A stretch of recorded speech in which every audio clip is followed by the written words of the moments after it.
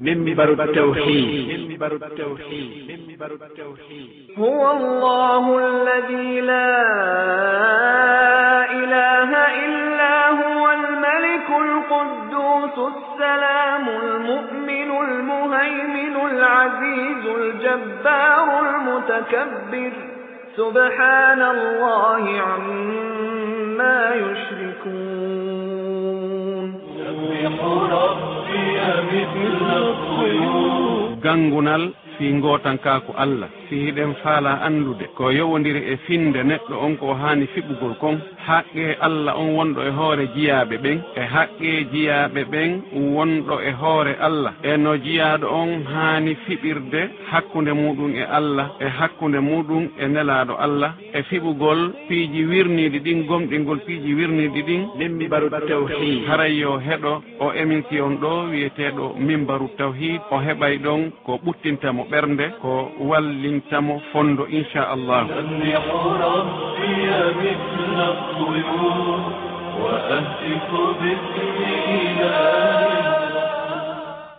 bismillahi irrahmani irrahim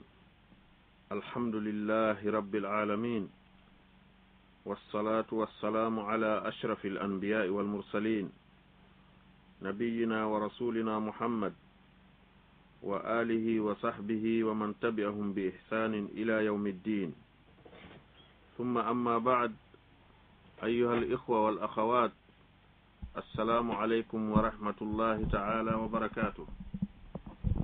Musidɓe julɓe heɗitiɓe Bonheur FM 101.4 immorde Lambanji, men salmini on salminago l'islam, salminago yimɓe aljanna ɓen ka nder aljannaji. Yalla waɗu en yimɓe aljanna. Aray meɗen wi'a on ko saɗi ko tooli ka windande me en mimbaru tawhid. Ko woni wallitade en ka machine ji to ko monsieur Mouhammad Aqib Sow. Musidɓe cedduɓe haray ɗen wi'a aren hande kadi ɓeydoɗen gomɗinal. Ɓaawo en yewti yewtere men feƴƴunonde nden fi ñaawore wi'ugol e haranum harami warruno ni ko ni woni rayno ko ɗum woni mana konngol law kalimatu law wi'ugol e haranum harami warruno ni ko ni woni rayno en yewti ñaawore mum haray ko iɗen andi ɗon on en firu aya ka Allah subhanahu wa ta'ala janti ɗon ka Qur'an tedduɗo ka ɓeya wino ɗon ko sifani en ko hefreɓe ɓe wino naafiqiɓe ɓen ko wino kon law ata'una ma qutilu si ɓe ɗoftinomen ɓe waratake. En yewti firo on ɗon aya ko ɗum woni ko fanda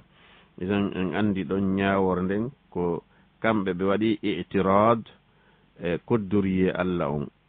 ɓe waɗi i'tirad kadi e ñawore ko nelaɗo sallallahu alayhi wa sallam ñaawi kon wondema haray ko kamɓe ko ɓe wi'i kon ko ɗum ɗon woni goonga wona ko nelaɗo wi'i kon haray ɗen andi ɗum ɗon ko hunde hulɓininde noon.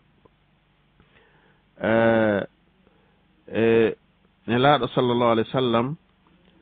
ɓe makani en e hadisa on mo jantinoɗen yontere hande ɓe maki si tawi goɗɗum heɓima wota wiwdey modi simi warruno ni ko ni woni rayno simi waɗirno ni ko ni woni rayno idan ko ɓe maki noon ko fi honɗum waɗi ɗum ko ɓay wiwgol simi warruno ni woni rayno ni ɗum udditay golle cheytan udditay damal golle cheytan ko ɗum waɗi si tawi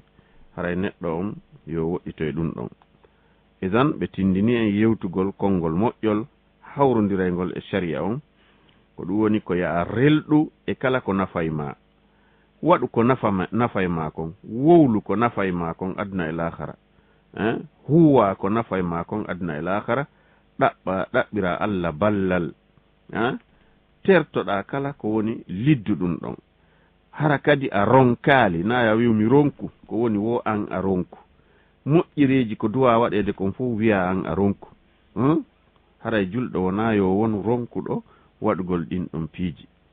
Haray hande ko won en yewtude fiimum hande ɗo eɗen arde ɗo e damal kesal ko ɗum woni annahyu an sabbir rih. cheikh mouhammad bun abdoul wahab rahimahullah hiɓe yewti ka deftere maɓɓe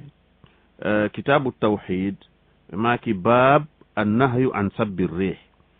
yani ɗum ɗo ko damal fi haɗugol yennugol hendu ndun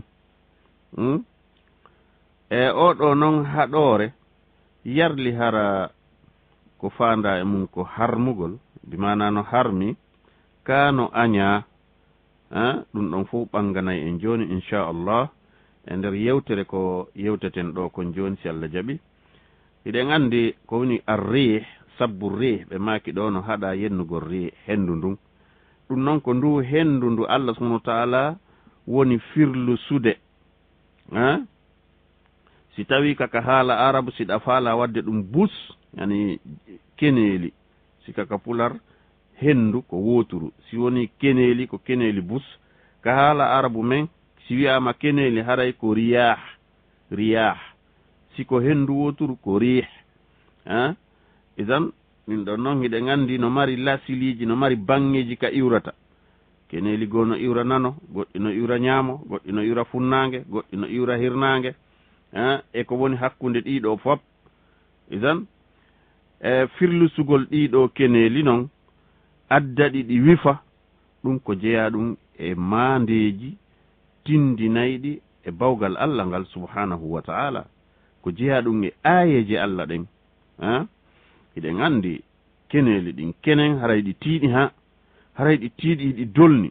tawa ɗi taƴay leɗɗe ɗi irtay leɗɗe ɗen ɗi hela calɗi leɗɗe ɗi yirbina cuuɗi ɗi bonna remuruji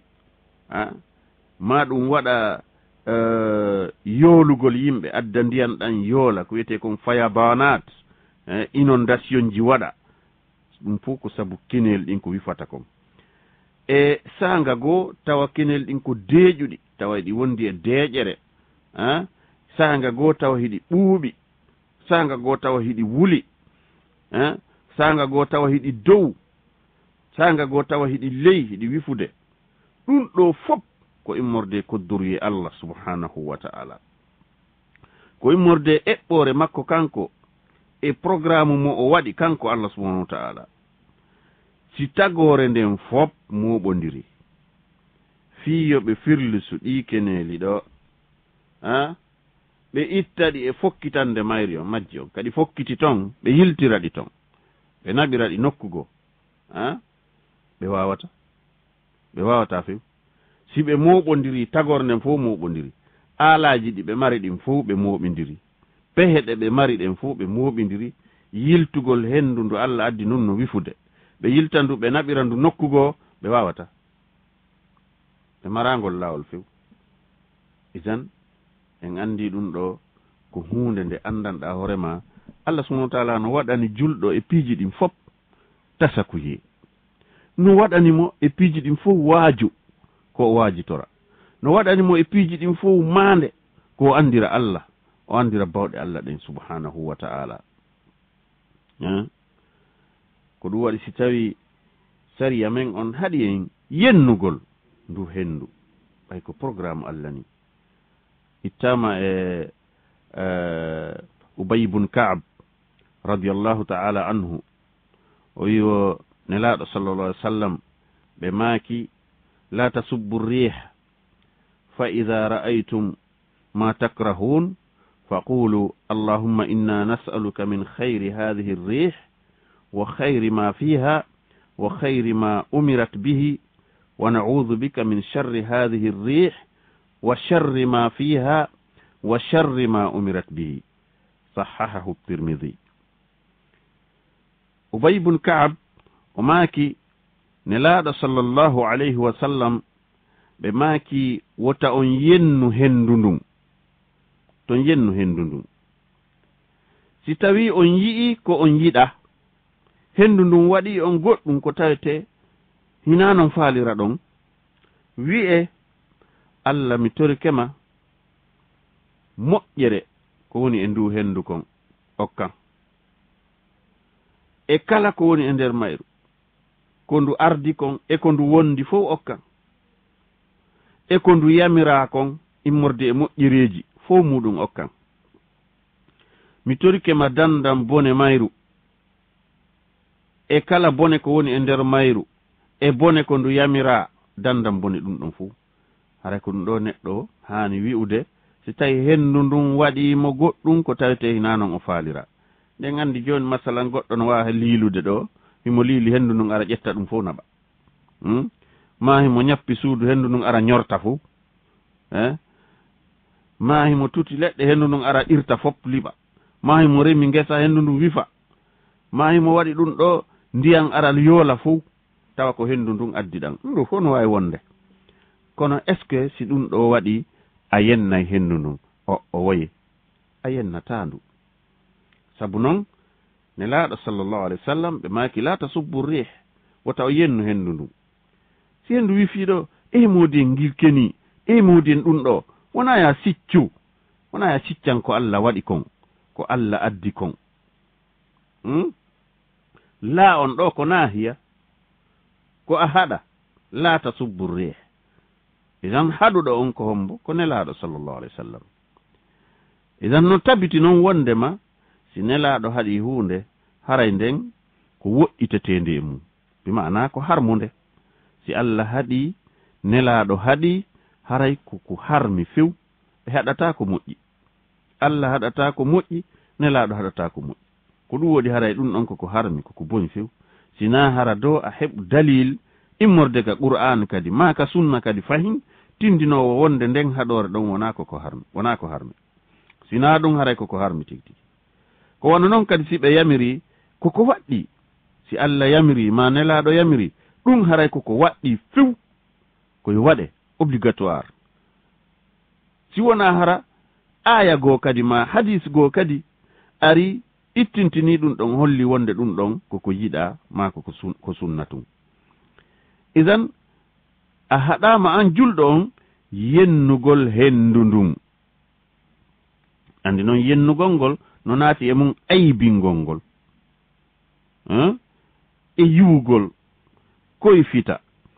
modi ngikkeni kadi hande kadi fuɗɗike hande kadi ko ɗum ɗo abadan hina ɗum waɗata an julɗo on ko o du'a ɗo janngata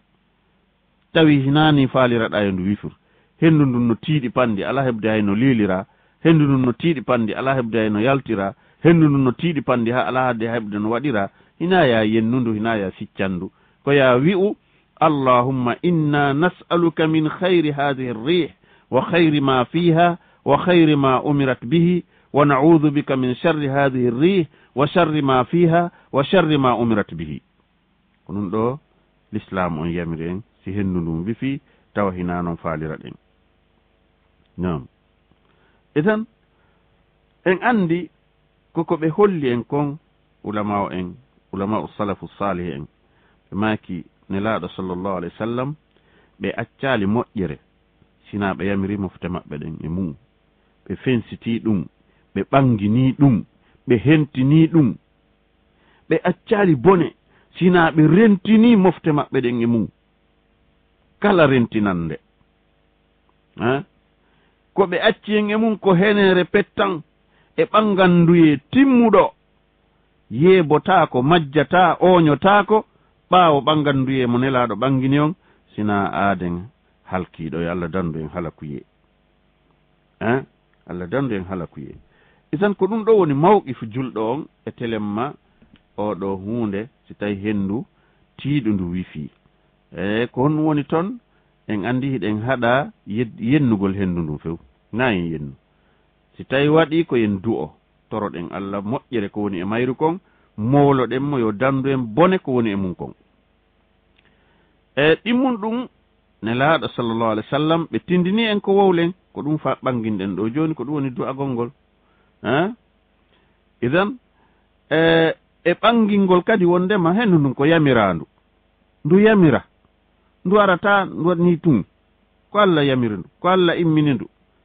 ko Allah waɗi ndu e programme yo ndu ar ndu wifa si tawi an a siccani ɗum ma a yenni ɗum haray ɗon a andi wayiwa si tawi ko programme Allah on e kodduriye Allah on e eɓɓoreji ɗi Allah waɗi ɗin ko ɗum ɗon woni an walanakima ko ɗum woni a weltora en andi hendu ndun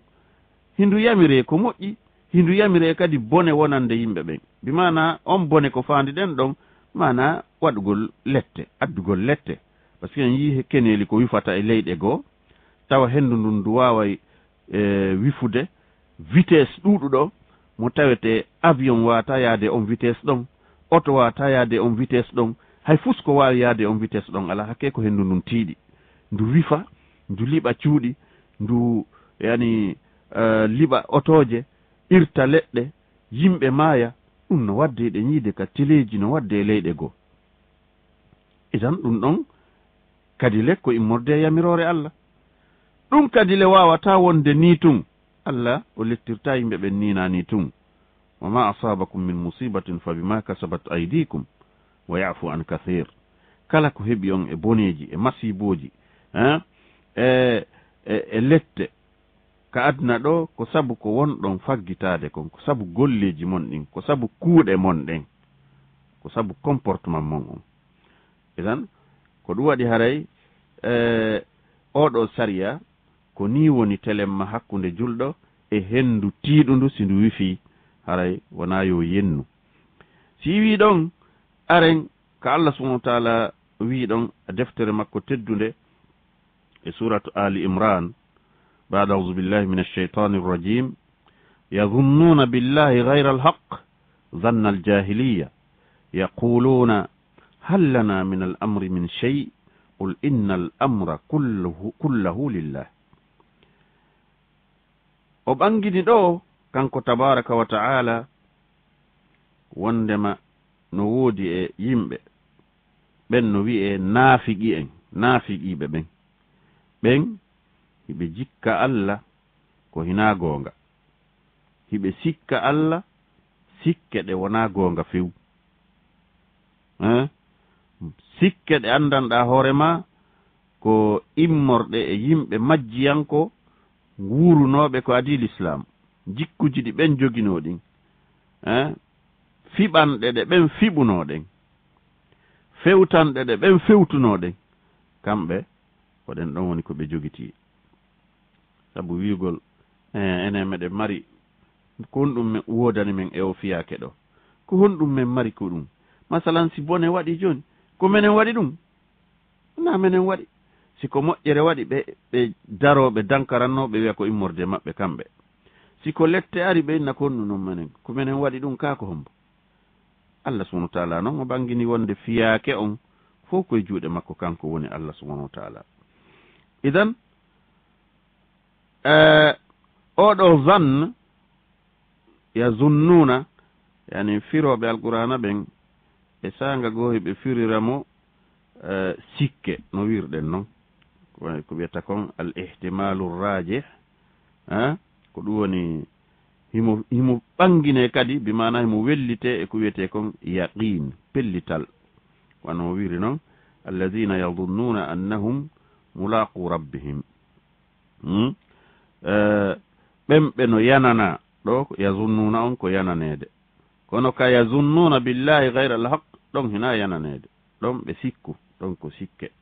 ɗo noon ka wiigol ɗo yazunnuna annahum mulaqu rabbihim ɗo ko hiɓe yanana ay yatayaqqanun yatayaqqanun ɗo hiɓe felliti hiɓe yanana pellet ɓe maaya ɓe hawroya e joom maɓɓe zanna aljahiliya ko ɗum woni hina goonga yazunnuna billahi gayra alhaq ko ɗum woni on gayra alhaq zanna aljahiliya yani sikke ɗe ɓen yimɓe majjiyankoɓe sikkuno Allah ɗen hinaɗe goonga few Allah hina ɗon o woni naka ɓe sikkimo e ndin mbaadi ɗon yani sikke ɗe yimɓe diina majjiyanko sikkuno Allah ɗen ɓen ɓe andano few embere Allah nden ɓe anda mangoral makko ngal ɓe anda haqqe makko on ɓe anda ko honto jiyaɗo hani wonande taguɗo ɗum on sikke sifa ɓen ɗon yimɓe ɗum ko sikke ɗe wona goonga noon ko sikke merenje noon sikke merenteje mahiɗe e majjere idan e sikkugol Allah ngol noon ko noneji ɗiɗi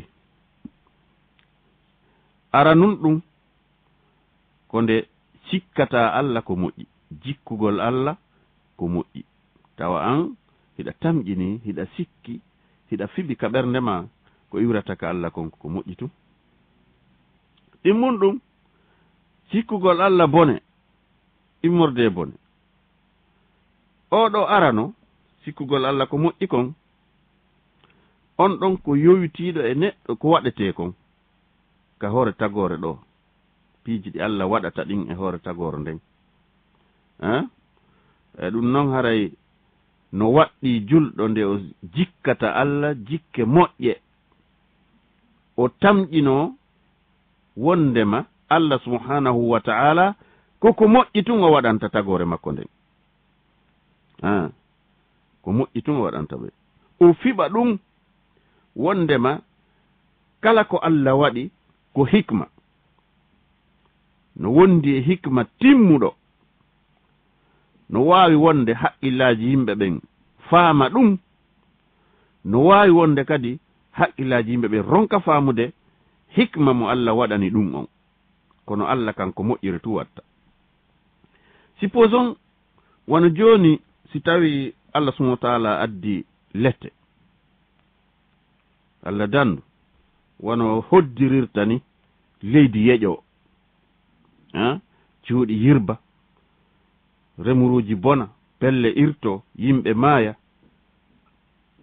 yarli won julɗo no waawi sikkude ɗum ɗon moodi Allah addiɗo ɗum ɗo moodi ɗum ɗo ko bone ni ɗum ɗo na ɗum ɗo moƴƴirani abadan la ɗum ko moƴƴere non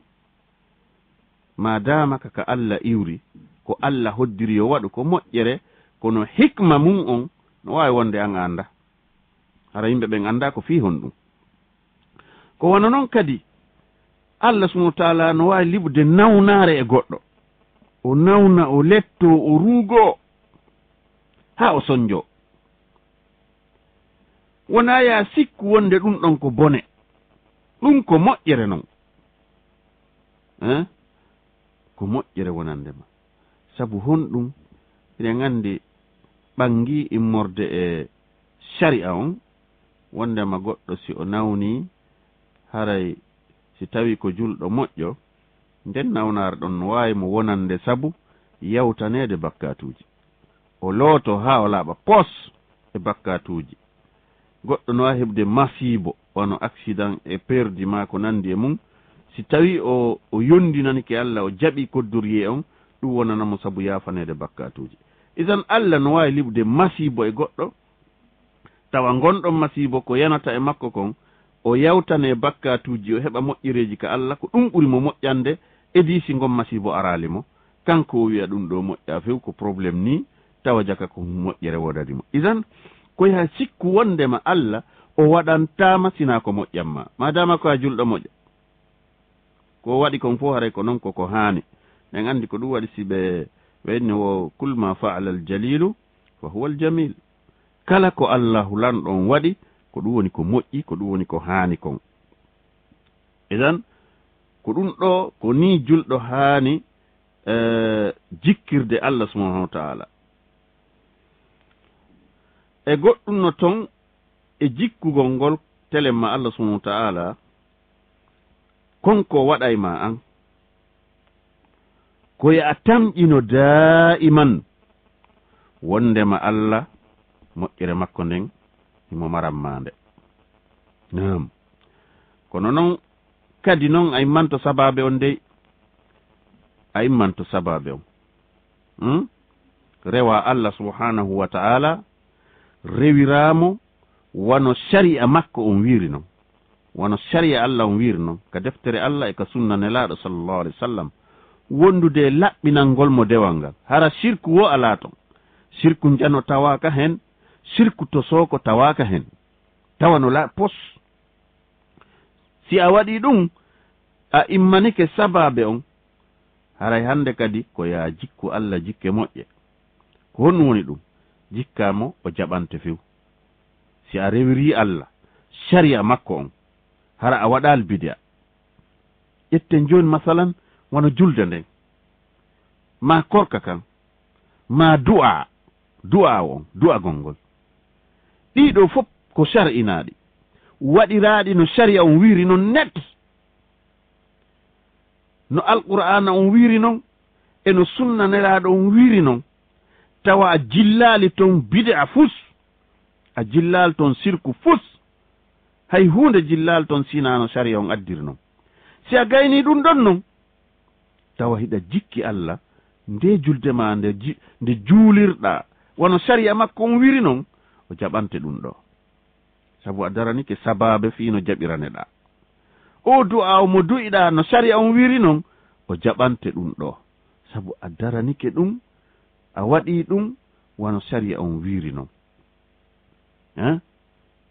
isan ko honɗum woni bonnugol jikke ɗen ka Allah ko si a sikki Allah jaɓantama ɗum ɗon fiw ɗon haray ko ɗum wiyete su'u zanne billah ko honɗum bonnanta jikke ka Allah ko honɗum sikkanta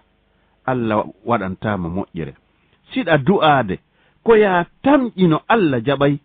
ko ya sikku wondema waɗa ka ɓernde ma Allah jaɓante ɗum ɗo kono noon sababe jaɓanede on koyo taw hiɗa yaadi e sharia on na ya du'orno sharia on newnira ina ya jillu e nder du'a ma on kala none bid'a no ardi o on tuma noon si a waɗi ɗum tamƴino Allah jaɓante ko ɗum woni husnu dhanni billahi ta'ala jikkugol Allah subhanahu wa ta'ala idan haray si tawi neɗɗo on noon kanko ko welsindiɗo piji waɗɗiɗimo ɗin ko welsindiɗo juulugol ko welsindiɗo jangugol ko welsindiɗo horugol kala piiji ɗi Allah waɗɗinimo ɗin himo welsindi e ɗin ɗon few himo waɗude harmuɗi ɗin piiji ɗi Allah haɗimo e mun ɗin ɗi nelaɗo haɗimo e mun ɗin himo jokkiɗi himo wadde o wona ɗon noon e sikkugol Allah jikke moƴƴe o sikka Allah wondema yaafotomo ma jaɓanaymo ma waɗanaymo ɗum ɗo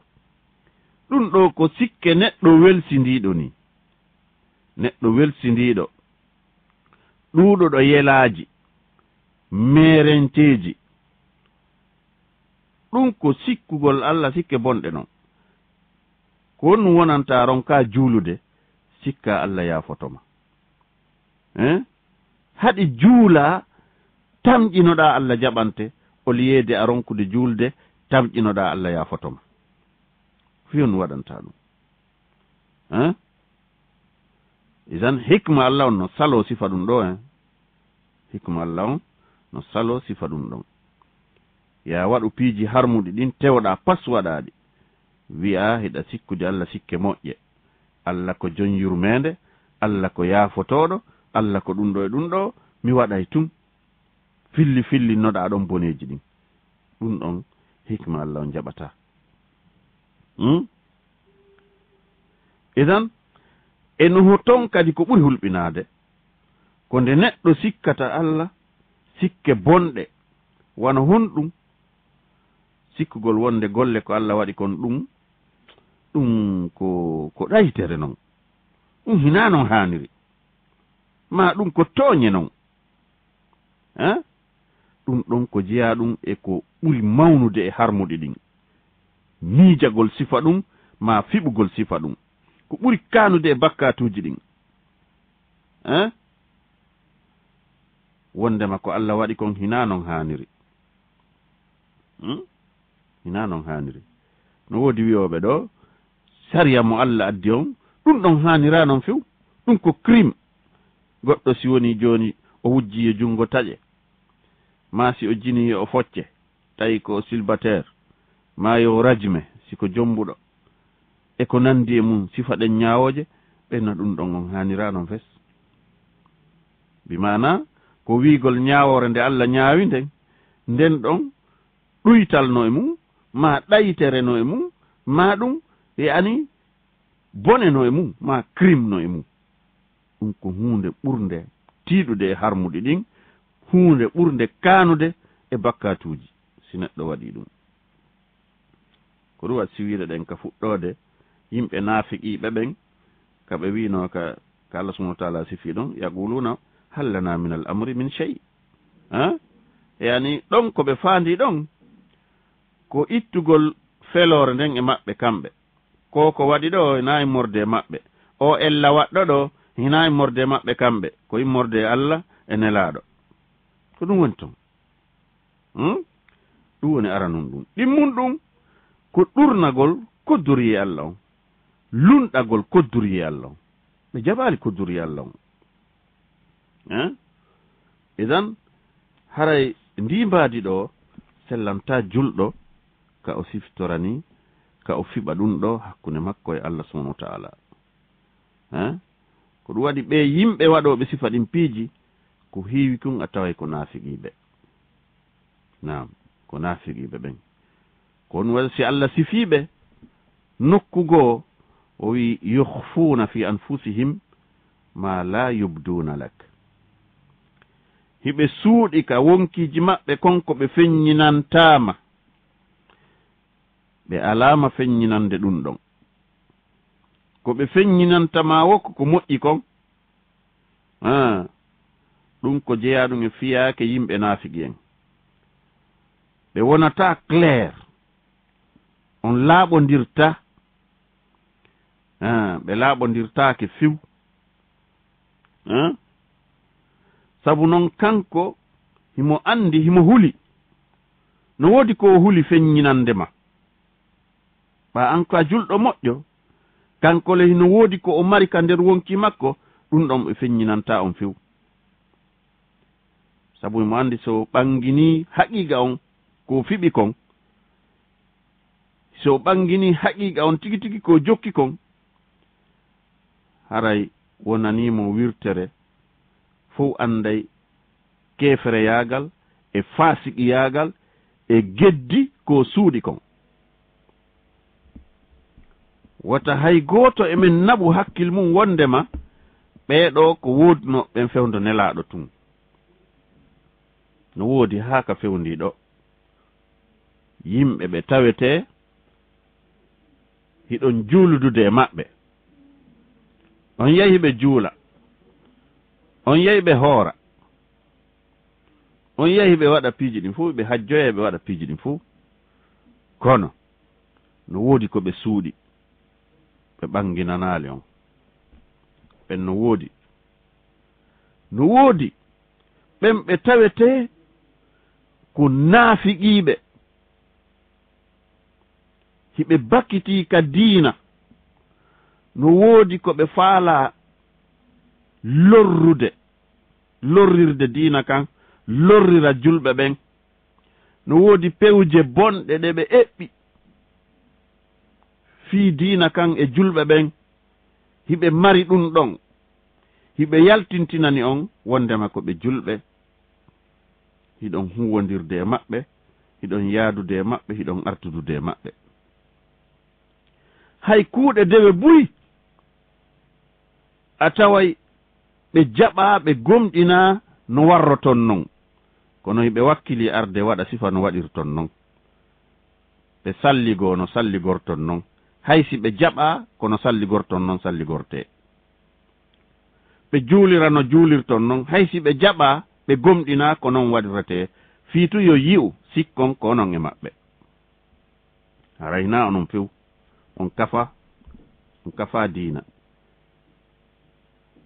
ɓen no woodi hakkundeji julɓe ɓen e nokkil ɗin fof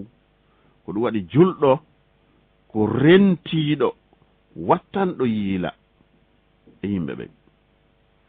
naam eɗen anndi ɓeeɗo naafiqiiɓe ɓaa ko sunnatullahi fil halq yani ko alhaqu walbatil ko ɗiɗi ɗi woni gerdude ka hoore leydi zamanu be zamanu a taway goonga on no woodi fenanden kadi no woodi ko sunnatullahi fil halq ko ni allahu on hoddiriri ko ni o faalira yo wonir yo taw yimɓe jinganoɓe goonga ɓen no woodi jinganoɓe fenande ɓen kadi hara no woodi edan ko ɗum waɗi si tawi ɓeya kadi wiino ka gazwat Uhud ɓe wi si tawno ɓe ɗoftinoy kamɓe kadi ɓe yilti en andi o wiyeteɗo Abdullah ibn Ubay raja'a bi nahwi thuluthil jaysh fi ghazwat Uhud o yiltoduno fayda tataɓal konu julɓe ɓen o yiltoduno e ɗum ɗon fop ɓen ɗon wi yiltike kañum ala yaade hare fewu ɓa hare nde lannoyi tawi julɓe buy warama ɓe wi ha si ɓe ɗoftino en kamɓe kadi ɓe yilti ɓe waratanoke ɗum en yewti ɗum ɗon darsu men feƴƴunoɗo on ko ɗum waɗi si tawi Allah subhanahu wa ta'ala o fenni ɓe o wi qul law kuntum fi buyutikum la baraza alladhina kutiba alayhim alqatlu ila madaji'ihim o wi yeeto ɓe konko ɓe woni wolde ko fenande sabuna hay si tawno hara kaɓe ka nder cuuɗi maɓɓe hara hiɓe naati ka nder cuuɗi maɓɓe hiɓe ombiti ton hiɓe banki cuuɗi ɗin feeñayno ɓen ɓe Allah subhanahu wa ta'ala farli e mum jihaadi ɓen ɓe Allah subhanahu wa ta'ala hoddirani wargo wonde maɓɓe maayayi hara hiɓe ka danɗe maɓɓe may nden arayno tawa ɓe ka danɗe maɓɓe ɗon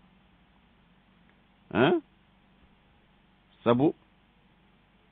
kamɓe ɓe wino a menen si tawno hara ko menen jogitino o fiyake hunde hinani num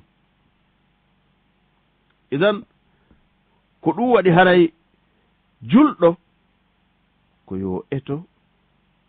o anda alhaali mo ɓernde makko nden hani wonde e mum nde ɗo ɓernde ko miran hittuɗo miran himmuɗo mo julɗo hani toppitade e mum soono e saayi waya si goɗɗo joni no jogii tension hare dayiman mo ɗaɓɓi ɗuma hum mo jogii so no womo mesira ɗon so no womo darta tension on julɗo wata welsude e ɓernde ma nden dartunde soono wo ko honto nde fewti andu wonde si an a welsindike e ɓernde ma nden iblisa kañum welsindotako e mayre soono wo himo naati ton himo sowon sina tun himo fewtina nde e piiji ɗi Allah añi ɗin yiɗugol piiji ko bonnanayma dewal ma ngal si mo andi ko taƴiɗo sowon singol ma fiya yaru beere mo andi ɗum ɗon on a yarata beere abadan himo andi an a waɗata jeeno abadan himo andi an a wujjata a fenata a kansata kono ardante e dame goo iblisa no mari dame buy ko natirana neɗɗo piiji buy sikko a moƴƴo tigi tigi no woodi woɓɓe ko ardantaɓe ko ka diina maɓɓe tigi kamɓe woni rewde ɗon wano fi imamu yaagal taway imamu yaagal hikkagol yeeso fewjugol nantugol inde coobeede mantede e ko nandi e mum heɓgol martaba heɓgol lollugol ko ɗiɗo ardanayma ko ɗum waɗi ko bee o tigi rewto o examina ɓernde makko nde saa'i wo saa'i golle wo golle ko tigi waɗata o darta ɓernde nden ten ɗo ko honɗum nde miiji koko mun wadde fewndo ɗo nde yewtere l'islam nde mi woni wadde fewndo ɗo ni ko honɗum ɓerndan nden faala ko baraji ka Allah ko belan Allah kako yo ɓe nanoɓe yewtere nden ɗo wiwu o kanno ma wawi yewtere ma o jakano jangi ma o nde yewtere no nani ko ɗum falɗa nande kako falɗa koye Allah welto si tawi woni ko ɗumɗa ko falɗa nande ko mantede on ko coobede on andu iblisa fewno ɗon ninini mo huɓindi ɓernde ma nde ɗon ninini sa golli nafatama nafima wotuma tawi golle ko watta kon fof ko Allah tum fewti ko ɗum ɗon sendidirta julɗo haqqan on e naafiqijo on yo taw golle ɗe o woni wadde ɗen tawa miijo makko ngon e ɓernde makko nden e anniye makko on no yaadi e golle ɗen. eɗen anndi golle ɗen ko kene yankooje ɗum ɗo yimɓe ɓen no sutii ko imma heɓe sutii no wonɗaa waɗirde ma hiɓe nande ko wonɗaa haalde kon ɗum ko dewal. jooni noon ngal dewal kene yankowal ɗon tawgol hingal yaadi e dewal nder yankowal ngal ko ɗum woni anniye on e miijo ngon ko a hammu sey ɗo won tigi golleji ɗin fof idan ko ɗo woni moƴƴere nden ko ɗo woni daɗal ngal ko ɗo woni polgal ngal e morde ka Allah subhanahu wa ta'ala. idan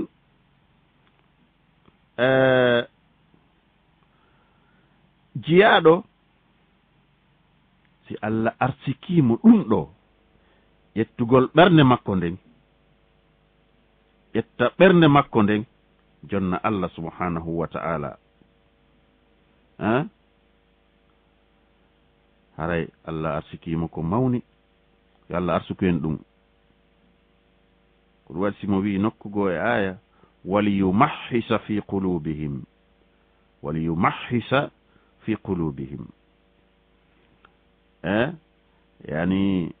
تمحيص لما في القلب أي تطهير له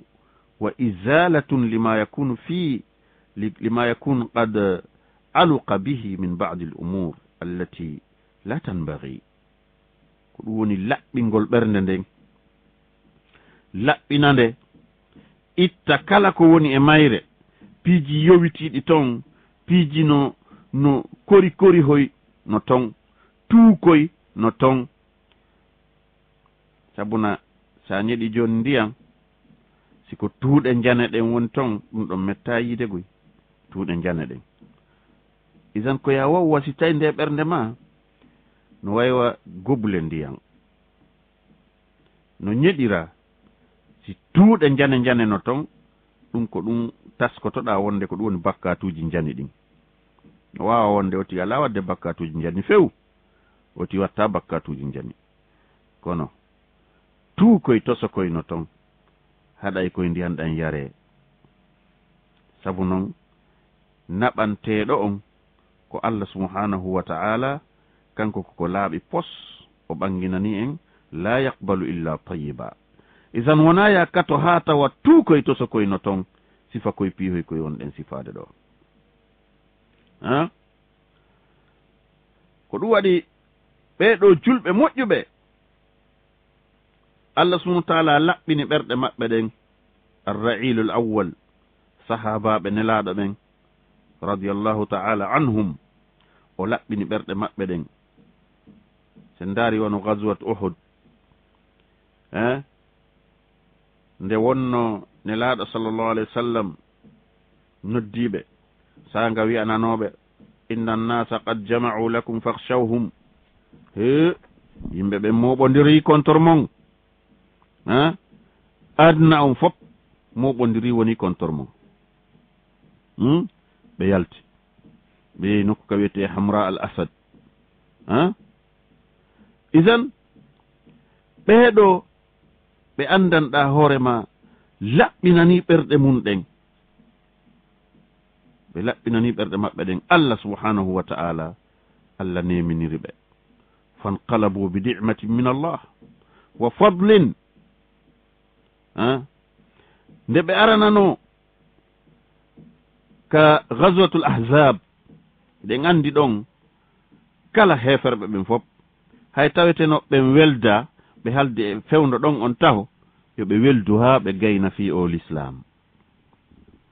yo ɓe won hunde wotere ha ɓe gayna fi ɗum ɗo few ɓe élimina kala ko wiyete l'islam e julɗo fou ɓe halde ɓe fotti ɗum kono ɗum e ɗum mum Allah subhanahu wa ta'ala o neminiri julɓe ɓen nema jano o neminiri ɓe nema polgal lam yamassuhum suu wattaba'u ridwanallah wallahu dhu fadlin azim ɗum ɗo sababe on ko won ɗum ko ɓay ɓe jokki ko weltinta Allah kon ɓe jokki ko weltini Allah eden neɗɗo si o jokki ko weltinta Allah ko kanko e polgal ko kanko e foolugol ko kanko e ɓural ko kanko e moƴƴere adna e lahara ko ɗum waɗi si o timminiri aya on nokkugo o wi wallahu alimun bi dhati sudur Allah goy no andi nder ɓerɗe ɗen Allah no andi nder ɓerɗe ɗen ko ɗe miijoto kon Allah no andi nder ɓerɗe ɗen ko ɗe miijoto kon isan eto ɗe ñawde ɓerɗe men ɗen ko ɓerɗe men ɗen moƴƴinten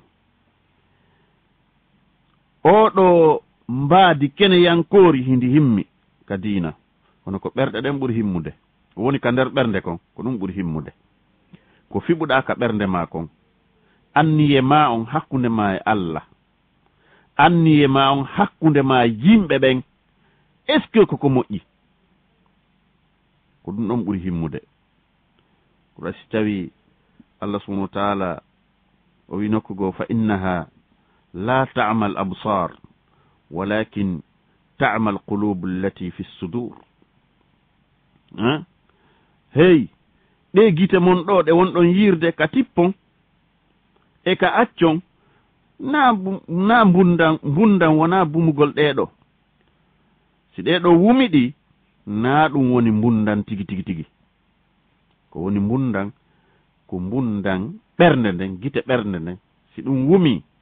haray noon on tigi ko on ɗon wiyete bumo tigi gite wonɗe ɗen ka nder ɓernde ɗen e miijitorta sendindira ko moƴƴi e ko boni anda ɗum ɗo koko moƴƴini waɗa anda ɗum ɗo koko bonini acca ko si ɗen ɗon wumi ko ɗum woni bundan tigi fallahu la yakhfa alayhi shay'un fa ya'lamu ma fi qalbi al-'abd wa ma laysa fi qalbihi mata yakunu wa kayfa yakun hay fusko suuɗanto Allah ala himo andi ko woni e ɓernde neɗɗo nden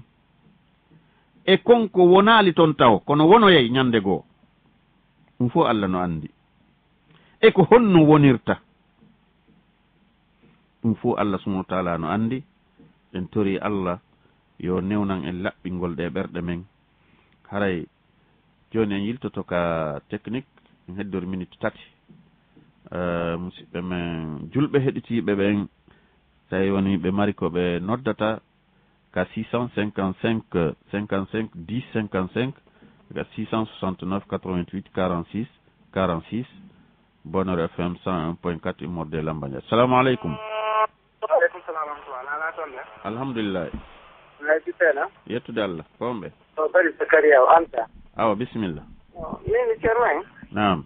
Ko wano goɗɗo joni o yennirama an e leñol ma ngo ma musidal ma ngal haray a tattagol kare an ko honno duwaɗa warrude quoi. Aywa ko noon falnoɗan jarama. Awa jarama. Haray andintinen julɓe ɓen yennugol dagaki julɗo duwaka yennude ɗum ko hunde harmude noon tentini yenna o tigi yennamo leñol makko ngol ɗin ɗon kanko hawtodiri boneji ɗiɗi hulɓiniɗi eɗen andi nelaɗo no rentini julɓe ɓen e fii leñol wiigol kañum ngolɗo leñol ko hunde kaariwol ma oɗo ko kaari joni ɗiɗo piiji fof haray dagaki wi'aɗo ɗum on noon ko moƴƴanimo kanko wota o yotto kanko wota o yennu si goɗɗo yennima an wota yennumo ko ɗum ɓuri moƴƴude haray accu Allah subhanahu wa taala o yamira malaikaɓe ko yottanoma taway kadi ko yennuɗo on windante bakkatu kono si an a yottike on fof o windante bakkatu ɓay ko hunde harmude wota kanko waɗude an kadi waɗa an haray fawo e Allah subhanahu wa taala acca ɗon haray noon sharia kadi no woodi fiimuɗum si tawi neɗɗo on o yennima tawi a wawata muññade few hiɗa wawi rewrude sharia on fii hiwgol ɗum wata o yenne hande kadi kono an hita yennu naam assalamu aleykum. Aleykum salam jarama. Jarama na ala toon. Antu. Naam. Ceerno Abdoulaye Fambe to. Awa. Aɗa on nayma hiwra on fasota. Jantani kam waajugo ko moƴƴa min ne. Eyi. ara joni aɗa goo ni tawa goɗɗum no waɗa hida waɗi goɗɗum tuuni ni goɗɗum ara yenna ɗum ha ronka jaha haɗa on ɗo imo jogii bakkatu ko aɗa imo jogii on ɗum tuundi haɗa wona ni haɗa hida wodi ni tuunde honno goɗɗo adda tuunde jemma ara wallina ɗon ka fittuɗa ɗon jara haray ko ɗum wiɗen joni yennugol ngol moƴƴa taw tigi yennu sa tawi a fitti nokkure ha laaɓi goɗɗo ari tunnini jemma ari bimbi a tawi no tuuni haray ko landotoɗa ko waɗuɗo ɗum si a andi waɗuɗo hollamo wonde ɗum ɗon moƴƴa ko waɗi kon waɗanamo nasiha waajoɗamo kono wona ya yennumo haray yennugol ngol moƴƴa few ko ɗum haaluɗen ɗo wona ya yennu wona ya huɗu ko hasi kon si o tigi huɗi awa ɗum no hasi ka yiltito e makko kanko tigi kanko huɗuɗo on nam alo assalamu aleykum waaleykum assalam wa rahmatullah nam mi mamadou julde tangoya bisimilla mi wettani to makka no ya ko mbaraji awa inchallah allah weltano en allah eɗen mbaraji ɗi fof awa jarama assalamu aleykum waaleykum assalam wa rahmatullah nam on pottina e radio on landalangal docteur ko fi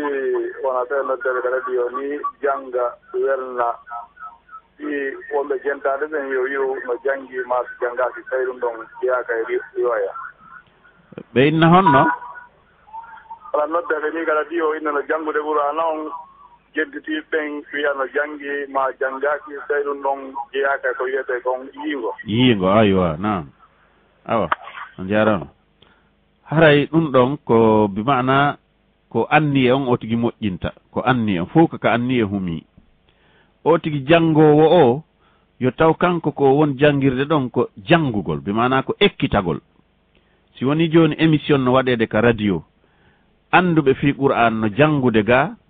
awa goɗɗo kadi no faala ekkitade jangugol ngol o noddi ɗon o jangi no jangirte noon ɓe wurtanimo yo taw anni e makko on ko ekkitagol jangugol ngol e heɓugol baraji ko woni e nder mum hara ko ɗum ɗon o faala hara hina faale makko ko yo jangu awa yimɓe goo kadi noddoya apprécia wiya e modi kaari jangiɗo ɗum no jangi yo taw hina ɗum woni ko anni e makko si tawi hina ɗum woni ko anni e makko hara hina yiingo few haray ɗum ɗon ko hunde moƴƴere jangugol saabu yimɓe buyno woodi nanoɓe ɗum hara kamɓe kadi ɓe ñembina noon ɓe wawira noon ɓe ekkitora noon haray ko moƴƴingol anni on ko ɗum ɗon woni ko wasiyotoɗen musidɓe men julɓe ɓen e télémaw bange ɗon haray ko ɗo wonɗen darade hannde sa'i men on yoni haray mi annitina en ko monsieur Mouhamadou Aqib Sow woni ka technique to ko mimbaru tawhid wonno ɗon heɗitade en torki Allah subhanahu wa taala yo moƴƴin alhaaliji men ɗin o moƴƴinana en ɓerɗe men ɗen o tabintinade e tawhid o newnana en ñentingol sunna nelaɗo sallllahu alayhi wa sallam o danda en kala boneji wonɗi yiilade hakkude leydi e kammu wa sallllahu wa sallama wa baraka ala nabiyina Muhammad wassalamu aleykum wa rahmatullahi taala wa barakatuh منبر التوحيد هو الله الذي لا إله إلا هو الملك القدوس السلام المؤمن المهيمن العزيز الجبار المتكبر سبحان الله عما يشركون